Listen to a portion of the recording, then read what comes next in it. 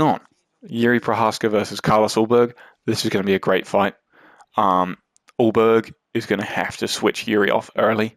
First 2 rounds, maybe start around 3. He's going to need to get that finish. I think if he doesn't, we're going to see this fight play out a lot like Prochazka versus Khalil Rountree, where Khalil Rountree wins the first 2 rounds. He's doing well. He's beating up on Jiri. But then the third round, Jiri just switches in, locks in, and boom, goes for the knockout. I think this is probably going to be a 5 round fight. If it is, I worry for Ulberg.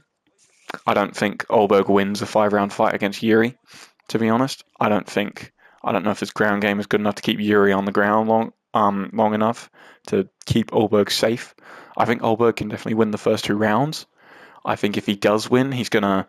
If it's a 3 round fight, if he wins, it'll be either by early finish or by doing really well in the first 2 rounds and then surviving the third to win a 29-28 decision.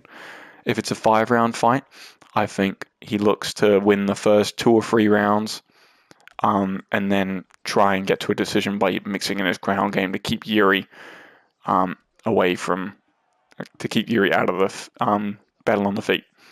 So I think that's Olberg's best way to win, is to just win the first couple rounds and then survive against Jiri. Yuri's best way to win is definitely a knockout round 3 and beyond. Round 3, 4, and 5, Yuri's the most dangerous. He can take a beating in the first 2 rounds and then come back and knock a man out.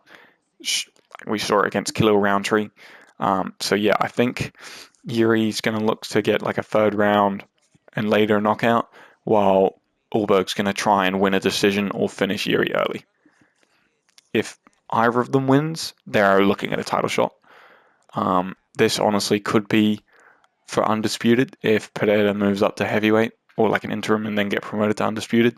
So this is almost a title shot already.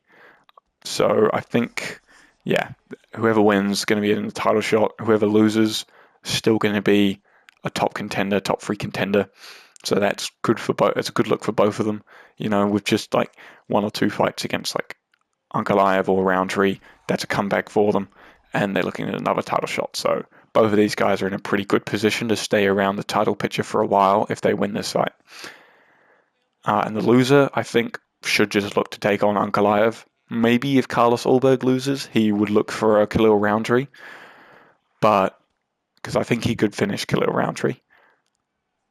But if Jiri loses, there's already bad blood between him and Ankalaev, so I think he should definitely look to take on Unk. I mean, Unk just came off a knockout loss. Jiri, if he loses, is likely to get finished, I think, or at least have a war. So, and the Dagestanis like to take a long time off after a KO loss. So Jiri Ankalaev might honestly be coming back around the same time. So, if Jiri wants to get himself back in the title picture again, it's going to be Ankalaev that he's going to have to take on. Yeah, so that's what I think should happen that's what I think is probably going to happen in these 2 light heavyweight matchups, as well as who the winners and losers should face off.